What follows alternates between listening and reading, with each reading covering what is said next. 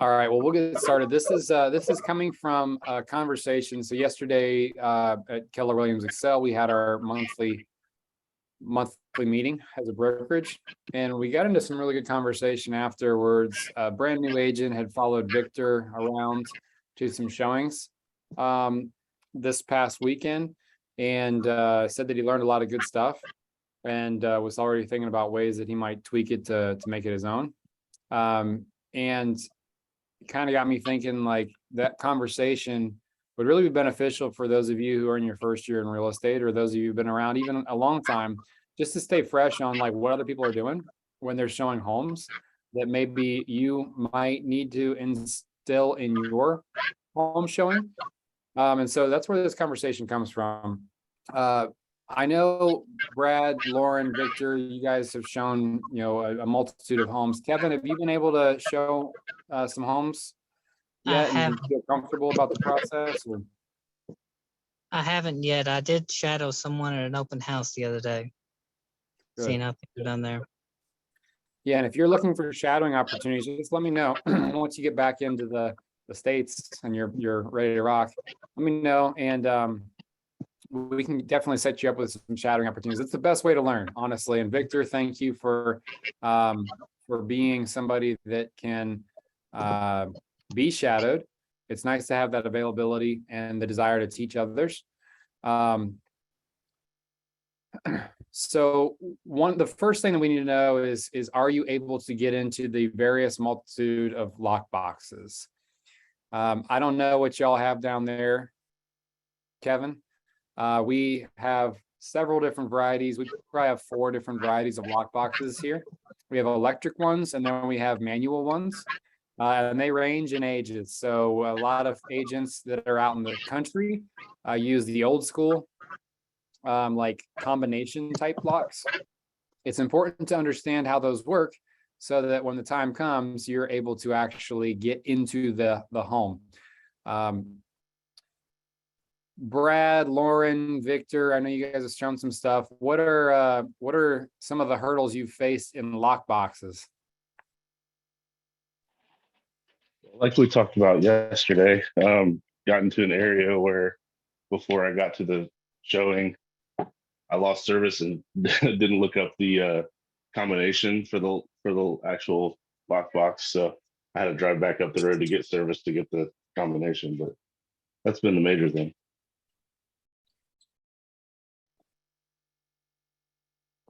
Thank you. Yeah, that's a great reminder. So in Central Ohio, we use a lockbox. I'll get you an example of it. It looks like this, and it's literally, so Vanessa, I saw you jumped on. These are the lock boxes we use here in Central Ohio primarily. So when you're ever in the metro area, you can be prepared to see one of these. In order to access this lockbox, you need a cell phone. And you need your cell phone turned on with your Bluetooth turned on so that the application that we pay for through our board of realtors can communicate between these 2 devices. And then the key or the key box pops up out or pops down out of here, and you retrieve the key. When you're done with the showing, you put the key back in this little vessel container and you pop it back up. That's just one of many. Kevin, have you seen, do you guys have electric lock boxes where you're at? Yes, that's mainly what I've seen. Cool. So it's always important, and I know you guys, I think we all use showing time as a way of scheduling our appointments. It's really important, especially if you're going out into a rural area where you're unsure of a cell reception, that you look at the entry details through showing time or through the email confirmation that you get prior to leaving the metro area where you get good cell service. Brad shared an example yesterday where he had to literally get back in his car and drive to an area where he got reception in order to get the instructions for how to enter. So don't be like Brad and figure that piece out. Other examples? We get one. The other common one we see, like especially out in rural areas or impoverished areas, for some reason people don't want to put their expensive lock boxes, are these guys here. So this is just literally a 4-digit code. You make sure that the code is all entered right, and then the lockbox will fold down towards you. There are other ones that have little buttons on them, little round buttons. You punch in the number, and then you'll kind of fold down the top. Moral of the story is, don't get too freaked out if you see a new lockbox style that you haven't encountered before.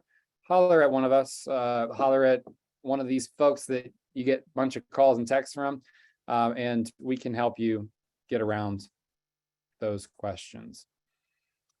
So if we know how to get in the house, so let me stop there. Does anybody have any questions about entering into the home, like getting the ability to get in? Yeah, something I just wanted to add that I struggled with in the past was, I mean, a lot of them put little like directions stating where to find the lockbox, and it's normally pretty easy. But as you said, like there's certain neighborhoods that I noticed where they would hide the lockboxes. So something that just happened to me was, he said on the right side of the house, and I was there for like 10 minutes looking for this lockbox and I couldn't find it. And I realized he hid it underneath the porch. So just, I would say, go extra early just in case you have an issue like that, so that you're not wasting the time looking with your clients there. That way you can look before they get there. That's a great call out, Lauren.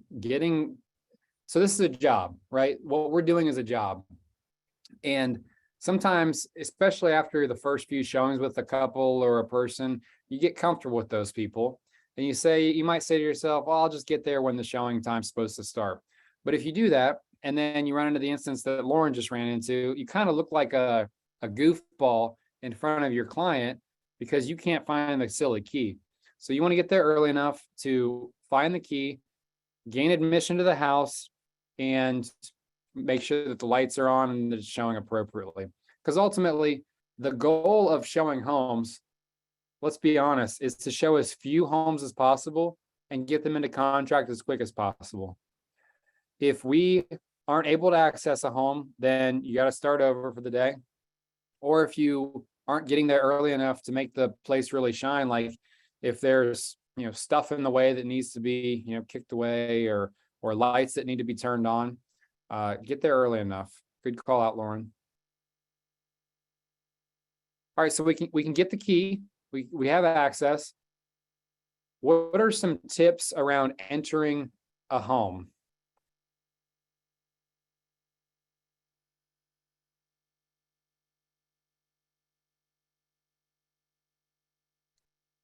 I'm talking mainly about safety tips.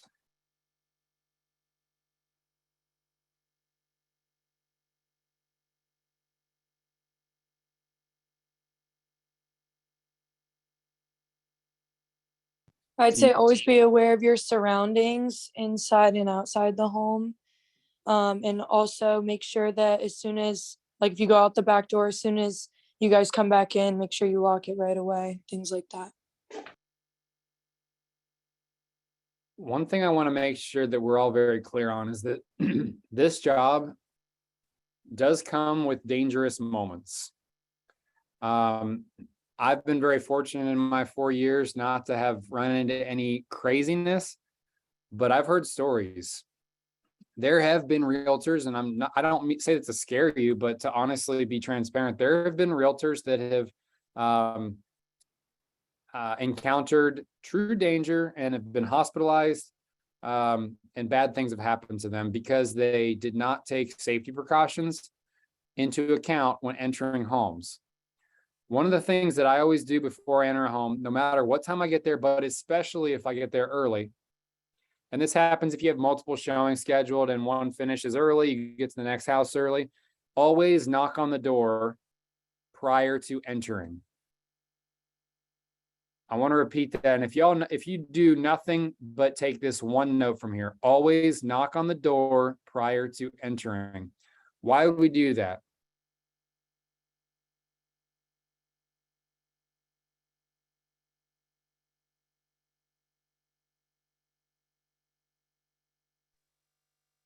Because you're walking and somebody could possibly be living in there. Yeah, yeah. And in some instances, that person is unaware that you have a showing scheduled. So let's take into example. This is a true story that happened to me. I went to a house that I thought was just a single family residence house, but it was actually being rented out. Well, the agent for the listing or for the seller never told the tenant that there was a showing. So I'm glad I knocked on the door because they came to the door in their underwear and the house was not ready to show. So at least they were kind to me and said, hey, I didn't realize this was happening. Give me a few minutes to get ready. I've heard horror stories of people walking into people doing crazy things. Let your mind go wild there. And we don't want to see that. Our clients don't want to see that. We want to protect our clients from these weird instances. But also, I mean, knocking on the door lets anybody in there know that like you're there to do some work. It gives you just a little bit of a little bit of advance warning if you hear anything crazy going on inside that you might want to just turn around and leave. One other thing that I do before I enter a home, especially if it's in an area that I consider not safe, I always share my location with my wife. You can share if anybody who has an iPhone goes into their text message and goes like to the person that you want to share your location with, it's literally just a click of a couple little thumb buttons there and you can share your location. If you don't have a significant other, then share your location with somebody that you trust and just tell them, hey, I'm in a rough spot. If you don't hear from me in 30 minutes, please, reach out. Preface that ahead of time. Make sure that they're aware that like, hey, I'm not sending this to scare you. I'm just sending this just worst case scenario if something bad were to happen. We want you to be protected, and safety is number one. I'd much rather you be safe than get a sale, because your health, you only have one life, one body. So make sure you're taking care of those things. Are we all on the same page on that? Safety comes first. Okay, so I knock on the door, nobody's there. Great, that's perfect. Unlock the door. Do I keep the door in, or do I keep the key in the front lock? Participation, please, guys. Help me out. No, Thank you. Why not? because then somebody can come in from behind you. Thank you. Good job. 100% right. In fact, if you are in an area, even if you're not in an area that you wouldn't deem unsafe, I would highly encourage you to, once you get into the house, remove the key from the front lock, lock the door behind you, and hang on to that key. That's going to prevent anybody from, any crazy madman out there or madwoman, from trying to get in and stealing your stuff or just trying to do bad stuff. So walk in, lock up behind you. It's going to give you and your clients a sense of peace of mind as well. It doesn't matter how big you are. All bad things can happen to anybody. Okay. So please protect yourselves. Okay. So now you're in and you don't have to worry much about the safety component. What are some different ways of showing properties? I mean, Lauren and Vic, I'm going to lean on you guys a little bit here because we've got 3 other newer agents. So Kevin, Vanessa, and Robin. I'm not sure how many homes we've actually shown before, but Victor and Lauren have shown a lot. I've shown a lot. What are some best practices that you guys would advise our newer agents to consider?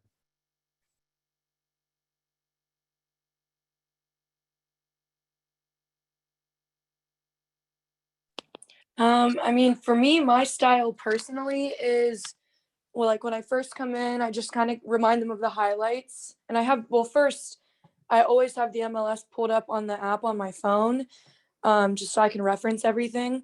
And then after that, I give them just like a quick overview, just reminding you 4-bedroom, 3-bath, 2,000 square feet, whatever. And then I personally let them roam. I'll say, you guys go ahead, walk through the home. I'll just trail behind in case you have any questions. Like, and I just let them, go themselves, and I just kind of give them their space, but stay close enough to where they can ask me questions. I do the same thing.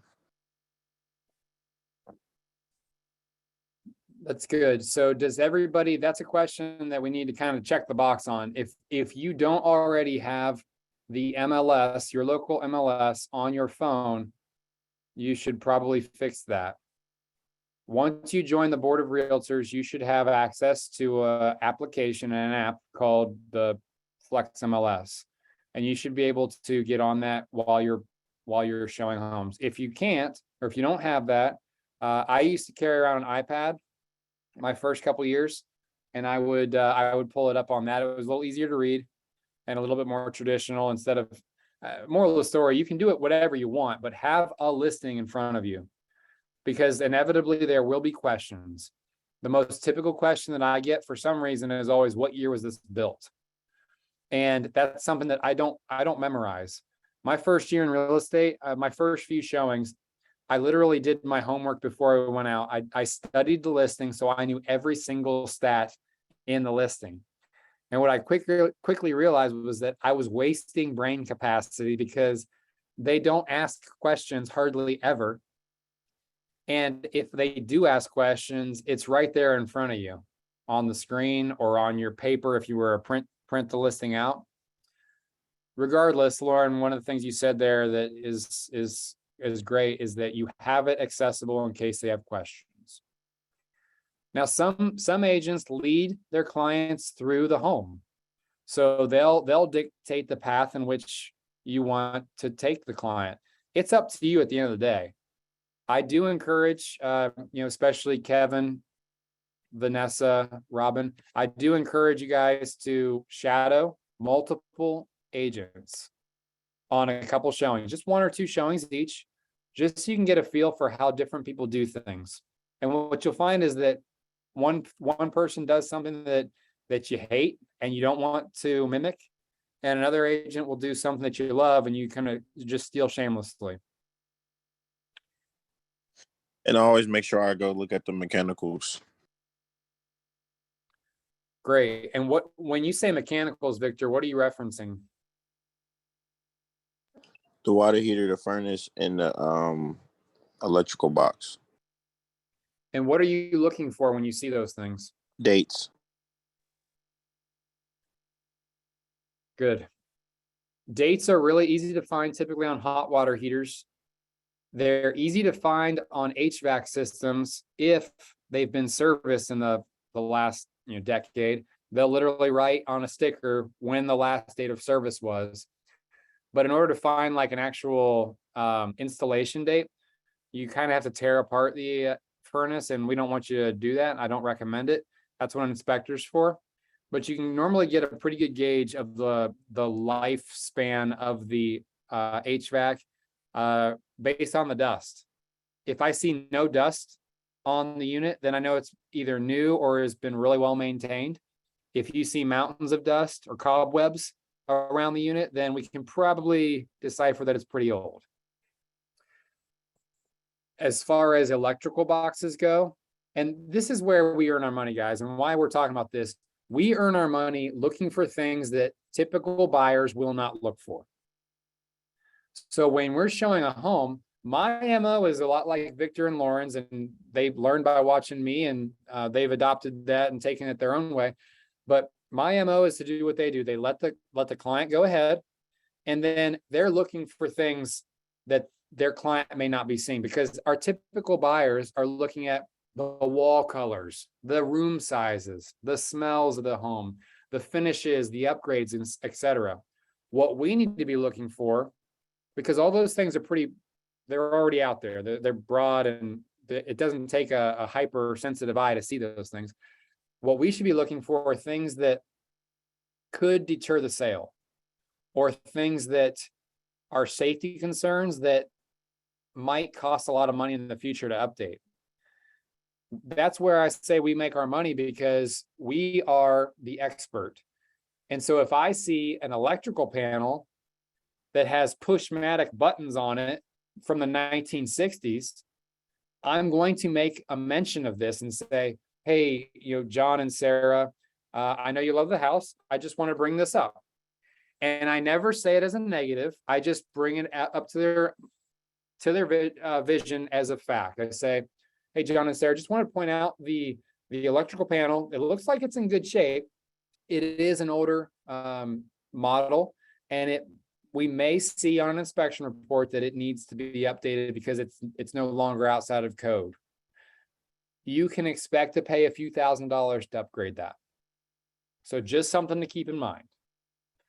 And the reason I say this is because if I see it and I don't say anything about it, they love the home, they write an offer on the home, and then they pay for an inspection, and that inspection uncovers this Pushmatic old school electrical box, and they back out, then they just essentially wasted $400, $500 for an inspection, and all my time writing the offer. I could have just nipped it in the bud by bringing it up right then and there. I consider a really good practice to follow agents around, multiple agents around, also to start getting a gauge of what things cost. So if you're touring a home and you see a out of date bathroom, half bath, let's say, it's got like pink tile and a shell sink and golden, like old golden faucets. Can anyone give me a ballpark number of what a half bath might cost to update?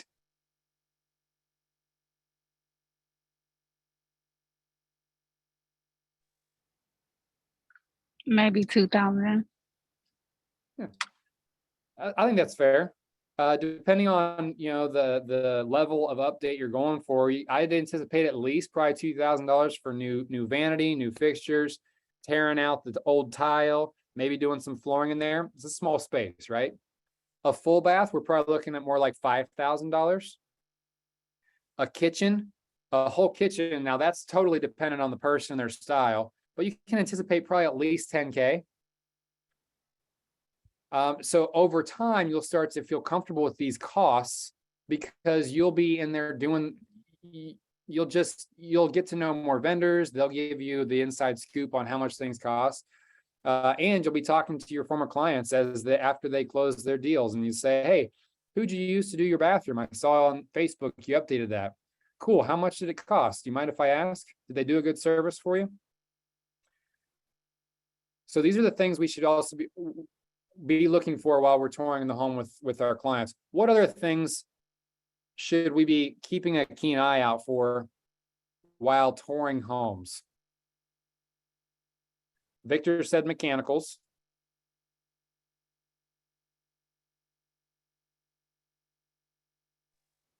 Foundation issues. What are you looking for in a foundation, Victor? No sloping. Not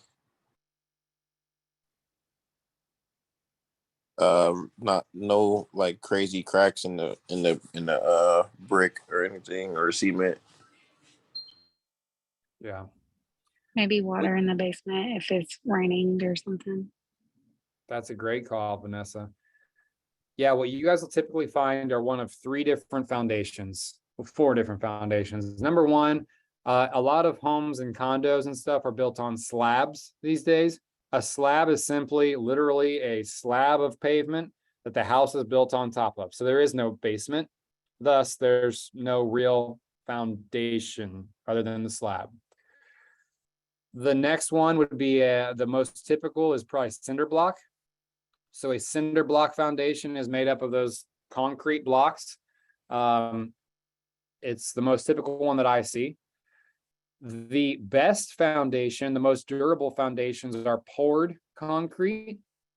There is rebar, otherwise known as metal rods, inside the walls that keep the poured concrete foundation solid and intact. And then the last but not least, homes that were built in like 1900 have literally like a stone foundation, like literally stone stacked on each other with mortar in between. It's kind of crazy. Things that we can see with the naked eye are standing water. and cracks. There are cracks that should not overly worry our clients. Those are the typical stair step cracks that we find in cinder block foundations. If you see a cinder block foundation with stair step cracks, I always like to point it out to make sure that they've seen it. And then also just give my 2 cents, like, hey, I know there's some cracks in here, but these are very typical. We see these in a lot of basements, and I don't see any moisture coming from it, so I wouldn't be overly concerned. The cracks that I'm concerned with are cracks that are like vertical through blocks, or stair step cracks even, or horizontal line cracks, where there is literally separation and there are levels to the actual foundation walls. And that's obviously what an inspector is going to pinpoint. But if you see those things, or if you see bowing walls, like Victor was saying, bowing walls are a wall that is not straight up and down. There is some outside force, whether that be roots from a tree, or water that's expanding and contracting. There's something pushing on that foundation wall, and that needs to be a top concern. A house is great, but if it's on a poor foundation, it is a scary situation. You don't want your house to fall over. Now, poured foundation, I said, was probably the best foundation that there is. They are newer, probably in the last 20 years or so. They are reinforced. You will still see cracks in those, even in new build constructions. I literally closed on one a couple weeks ago that had a couple small hairline fracture cracks in the foundation. Those are part of settling and should not overly concern y'all. Like the old 1900s foundations, honestly, those are more like crawl space situations. Typically, they're not full basements, so you're probably not going to be down there too often anyways, or storing a bunch of stuff. I've even seen them built on dirt foundation floor. As long as there's not a river of water underneath, like Lauren, I know you've seen rivers before on foundations. Those can be scary. Not too much of a concern.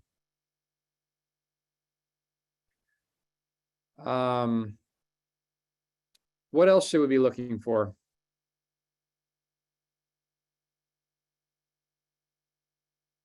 Lauren says roof. Yeah, roof. And going back to the basement conversation, if you see water penetrating the foundation, it's likely one of 3 issues. You got root issues, roots pushing against the foundation wall, expansion and contraction of water. And that is most likely because you have a drainage issue. If you were to go outside and look at the roof, maybe you're going to see gutters that are non-existent, or downspouts that shoot water off right next to the foundation. Those are red flags. Now, I'm not an inspector and I'm not licensed in that realm, but I can see things and say, hey, this is going to show up on an inspection report. This is just planting the seed. I see the downspouts are not extended out into the yard. They're literally spitting water out right here next to the foundation. That's why we're seeing water down there. Also, if the gutters are clogged with leaves or debris, then they're going to overflow and they're going to fall right down the side of the house, right up against the foundation. And that's why in almost every inspection report that we see, we see lines about grading around the house. Grading is simply means the level of the earth juxtaposed to the house. What you like to see is dirt built up against the edge of the house to allow water and moisture to flow away from the house. Instead, what we sometimes see is that the slope is towards the house, which forces water, obviously, into the foundation. Lauren mentioned the roof. It's really hard sometimes to decipher how old a roof is. There's multiple kinds of roofs. There's 2-dimensional, and then there's 3-dimensional shingles. The 3-dimensional shingles literally are different levels. And when you see one, you'll know. Most roofs these days are 3-dimensional shingles, and they last longer. They're better protection. against water. Their granules are typically last longer as well. Typically 20 to 30-year lifespan on a roof. Some of the older homes you see, you might see two-dimensional, where it's just flat and it's laid in like a mosaic pattern, like tile. Those are probably going to be at the end of their lifespan, because I don't know a whole lot of roofers that use two-dimensional shingles. Good call out. What else should we be looking for as realtors?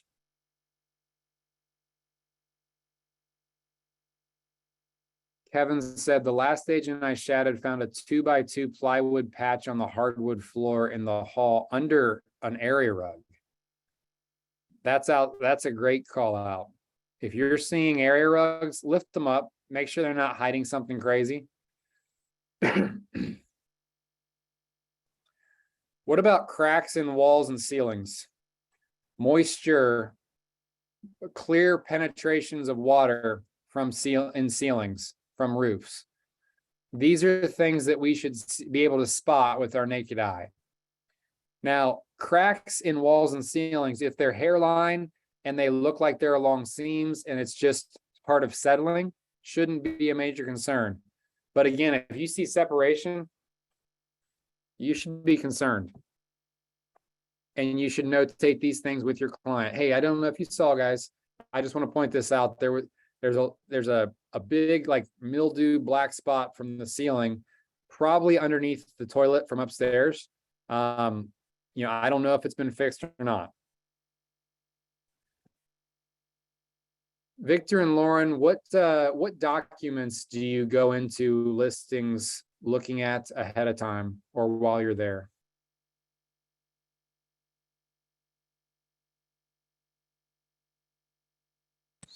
The RPD, What's RPD stand for? residential property disclosure. Perfect. And tell me more about that. What is it? What is that? It basically is something that the seller fills out, explaining the history of the home and potential issues that it's had in the past. Perfect. My line, especially when it's my first time meeting a buyer, is I say, hey guys, so with every listing that we have here in Central Ohio, I would hope that in Kentucky they do this as well. In the listing, there's a documents portion. And the documents portion should house a property disclosure. A property disclosure simply details anything that we can't see with the naked eye. So if it's not raining today, I'm not going to see water in the basement likely, and I'm not going to see leaks from the roof. But if they've happened in the past, they're supposed to be notated on the property disclosure. So I'm going to pull up the property disclosure and show you kind of what that looks like. It's 5 pages here. And this one is pretty clean. It says that the owners lived here since 2010, and they've never experienced any issues with anything.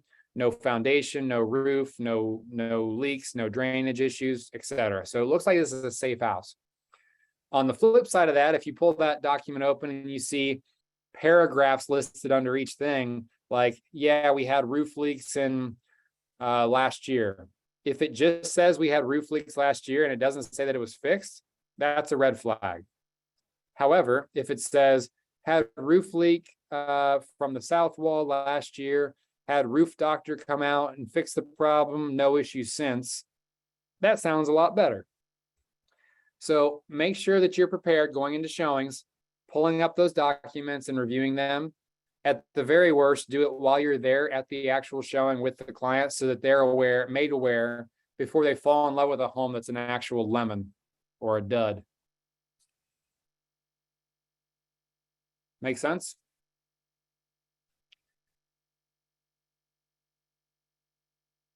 Lauren and Vic, you guys mentioned you let the buyer walk wherever they want. What's the thought process behind that in your guys' minds? Or anyone else can chime in here. Why would we let the buyer lead the way? Me personally, because some people like to stay in certain rooms longer than others, and they like to talk and imagine themselves there, and I'd rather not cut their time too short or stay in a room for too long that they might not care about as much. And also, I feel like my opinion doesn't matter. I mean, obviously, if you ask, I'll give an opinion, but honestly, it doesn't really matter. It's all about what you love and what you want in a home. So, let you got, if, especially if it's more than one person, I'll let them walk around and chat among themselves and just be there for support and to answer questions. Those are perfect answers, guys. I love that. So you're letting the buyers dictate their time in each home. Now, there will be times where, and Lauren's experienced this with my friend Derek, there's certain buyers who like to linger a little bit longer than they need to. And sometimes you might just have to pull out the, hey, our showing time is about to end, so we do need to leave and go to the next one. Sometimes you got to corral your clients and do that. But for the most part, most people are pretty quick. Most people know right away. When you walk into a home, you know right away whether it's a winner or a dud. But I love what you guys have both shared there. Victor, what you said is compelling as well. You said your opinion doesn't matter. As a realtor, you're not going to convince someone to spend $200,000 of their money on something that they don't absolutely love. So don't even try. Don't try to convince people to love something if they're wishy-washy about it. All we can really do is give them facts. And if they ask for our opinion, go ahead and give it. But don't be overly pushy. We don't want to be viewed as used car salespeople. And not that used car salesmen are bad. They just get a bad rap for being a little forceful. End of the day, we understand, and it all comes back to this. We understand this is a relationship building opportunity. Victor and Lauren, I know we do a lot of internet leads. And so how many times, and just say a lot or very few, how many times is your first meeting with somebody at the actual house at the showing? 99%. Yeah, I'd say a lot. So a lot of people, your first interaction with them will be at a showing. I've been friends with people for a long time, and my first substantial meeting with them to talk about home stuff is at the actual home.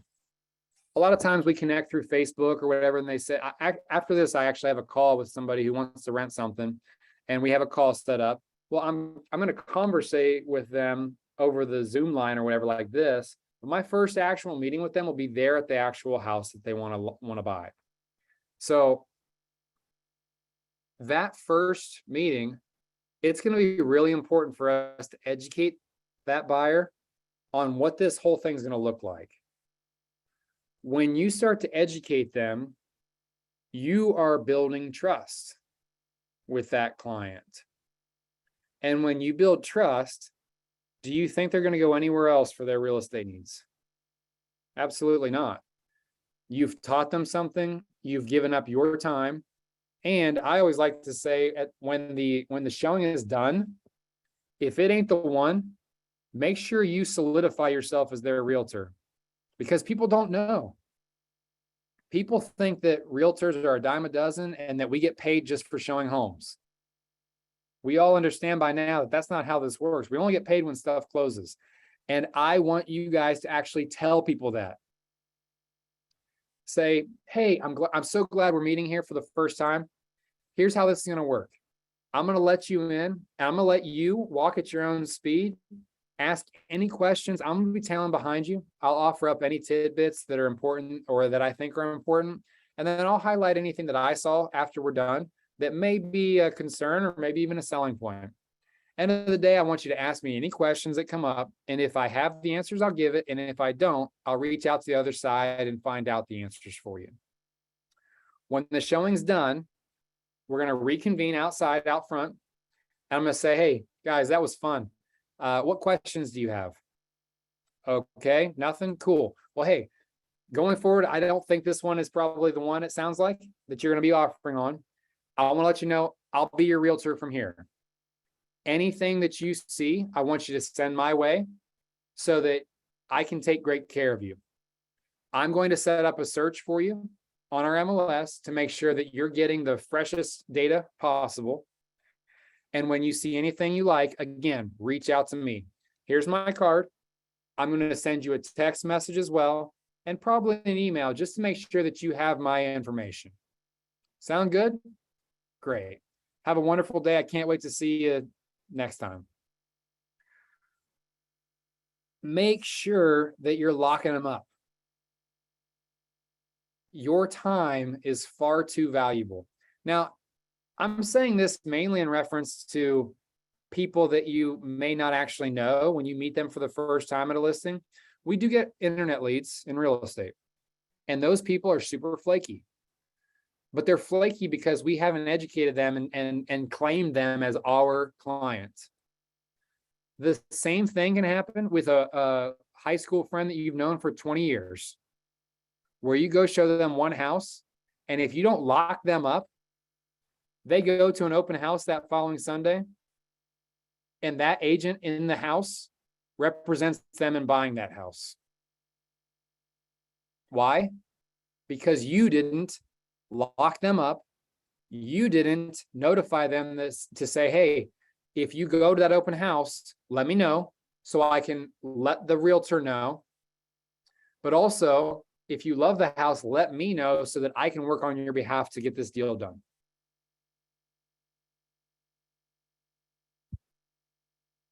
At the end of the day, there's nothing worse than putting time, effort, money, gas mileage, miles on your car and tires to show people homes, to spend time working, and to not see a dime.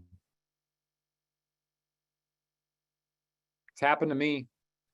And I think I'm pretty decent at this whole spiel thing, but I didn't do a good enough job of telling them, hey, and this is the real life scenario that's happened twice this year. And I kick myself every day for it because these are big purchases. My clients wanted to see some existing homes. After seeing 3 or 4, they decided to go to a new build home, unbeknownst to me. And I didn't plant the seed. I didn't say this. I should have simply said, hey, if you ever get the wild hair and you want to maybe build your own home, I can help you with that too. And I should help you, because builders only have their own best case in mind. You need representation. If you go to a builder, tell them you're working with a realtor. Here's an extra card, give it to them. I lost out to 2 clients. It would have been a total sales of probably over $1 million between 2 new build homes. So that's $30,000 that I left on the table because I didn't open up my pie hole and say, here's the explanation of how this all works. So I'm going to learn from that and show you guys not to do the same thing. So Victor, Lauren, all of us on the call, no matter how long you've been in this, make sure you're taking the time to explain the nuances of real estate to people, because they seriously don't know how we get paid.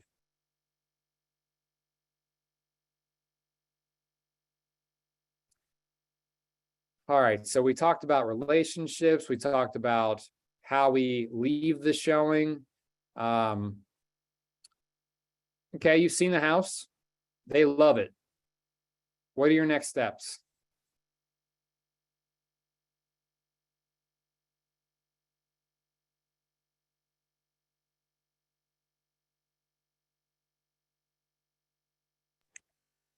You formulate an offer. Well, you talk to, first thing you do is call the other agent. And how does that conversation go, Vic?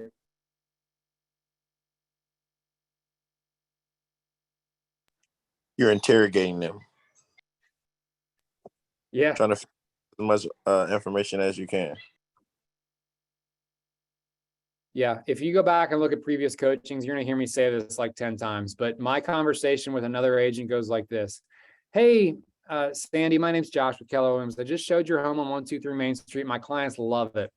We're probably going to place an offer, but before we do, I just want to find out, what should I know about placing an offer that would put us at the top? And then I shut my mouth and I throw away the key. Why do I do that? Because I want that other agent to overshare. if we're being the best fiduciary for our client, we want all the cards on the table. So that other agent likely will say, well, we'd love a good purchase price. We'd love a conventional loan, like duh, everybody wants these things. But some things aren't well known, like, well, they're actually building a new house, so they would love to close in 30 days, but have 2 more weeks of possession afterwards. Okay, that's great information, because my guys then will know that and will stand out from the other offers because maybe they didn't ask that. Maybe earnest money is super duper important to these sellers. Okay, cool. Well, now I know that. We also have 2 other offers. Boom. Okay, that is really good to know. Why is that good to know? Because now I know that an asking price offer likely is not going to get this done. If you have 2 other offers, the first offer probably came in at right about asking price. The second offer, knowing that there's another offer, probably came in over asking. So then the third offer, which would be us, is going to have to go even higher. They would really like to take their blinds in the living room because they have sentimental value. Okay, cool. I'm writing all these things down because when I go back to my clients, I want to tell them all this stuff that I found out by my super sleuthing and, as Victor said, interrogating. And we've got an open book test. Hey, here's how we win. Can we do this? Do we still want to do this? And sometimes you find out all the information, you realize you just can't compete. And you just saved yourself 30 minutes of time writing a contract, sending it over for signatures, stressing out about if they're going to accept it or not. You just saved yourself a ton of time by getting this information. So call the other realtor before you offer. That is a must. Additionally, why I said I kind of shut my mouth and lock the key, throw the key away, is because I want them to continue to talk. I want them to say, yeah, and we do have 2 other offers. And because there's this awkward silence because I'm not saying anything, they also say, and one of them is cash, but it's way under asking price. And one of them is pretty decent, but nothing we're really happy about. Boom, they overshared. So now I know that I just have to go a little bit over asking price and meet their terms, and we're probably in. These are all part of the negotiation strategy that I implement, and it seems to work pretty well for us. And then last but not least, Victor does something that's really aggressive. Whenever he writes an offer, he writes really aggressive deadlines for those offers so that the offer is going to expire. Let's say if I wrote an offer now at 150, we submitted it by 2:30, he might write an offer deadline of 9 p.m. so that they don't have a chance to have other people walk through the home. That might be too long. What's that? So that might be too long. Yeah, so don't be afraid to be aggressive. 4 hours max. Moral of the story, don't be afraid to be aggressive. When we leave the house, we left it just as we found it. So I always say if the lights were on when we walked into the house, leave them on. If the lights were off and you turned them on, turn them off. Make sure, to Lauren's point from earlier, all the doors are locked prior to you leaving. Pay close attention to any homes that have dogs or cats, not to let them out. And most of the time, the agent will notate that. Make sure if a listing says, please remove shoes or put on shoe covers, that you abide by that, especially if it's bad weather.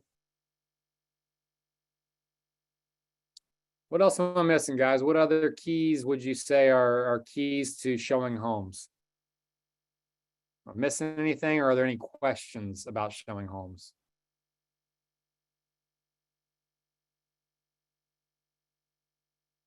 Feedback. Agents want feedback. So after you're done showing a home, through showing time, you typically get an email that says, please give us feedback. Give the feedback. It's going to help that agent if they have to take a price adjustment and they're getting the same feedback over and over about smelly carpets or it's priced too high. That helps us as agents, listing agents, go to our seller and say, hey, I'm getting the same feedback from multiple people. I think we need to take some action here. Be respectful. Feedback should come within 24 hours of you showing the home.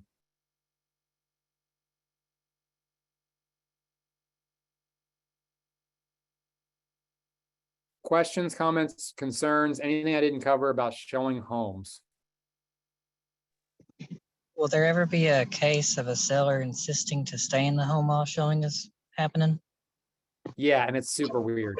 100%. It's super weird. It is weird, and yet make the most of it. You know what I like to do? If especially my buyers like the home, I like to try and get in real good with the seller and just shoot the crap with them and get to know them a little bit, and then find out all the meat. Like, hey, if you had a lot of traffic, that's my number one go-to line, because that tells you everything. They're always open and honest with you too.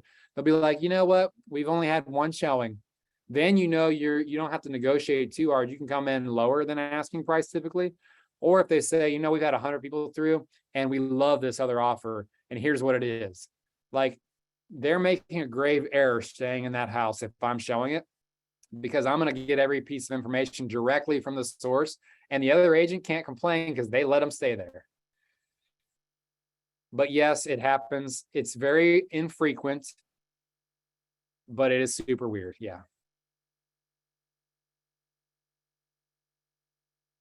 Whenever something like that happens, though, I just use it to my advantage. So don't poo-poo it, because you're going to find out things that you wouldn't have found out otherwise. How long have you been here? Oh my gosh, you've done such a great job with your shag carpet and your wallpaper from 1982. Like, what can you tell me about the house? Have you ever had any like roof leaks? Have you ever had a basement foundation issue? How are the neighbors? Is it safe here? I ask all the questions you're probably not supposed to. They did it to themselves.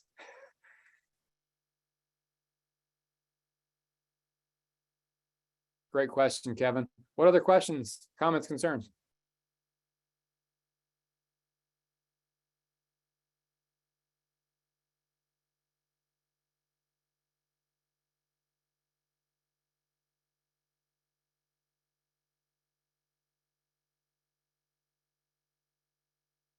Well, if we don't have any, guys, you know, you got a resource right here. If you guys are preparing to do your first showings, or if you've been around a minute and still have questions, holler at me. I'd love to help.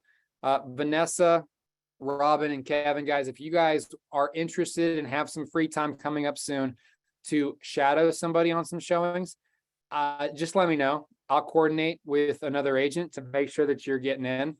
Or Vanessa, I know you're up here with us here in Columbus. I'd be happy to have you tail me around on a showing or two. But the key here is to get a couple different showings with a couple different people. Just following me around, you're only going to get a chance to see one person's way of doing things. I'd much rather you see two different ways of doing it, so that you can kind of get a diverse set of experiences. Sound good? Well, Kevin, enjoy your little beach extended weekend. I hope you enjoy getting away from Walmart. And everybody else, enjoy the rest of the warm up. It's supposed to get a lot warmer here coming soon. So enjoy it, get outside, show some homes, and holler at me if you have any questions, comments, or concerns. Love you all. Talk to you later.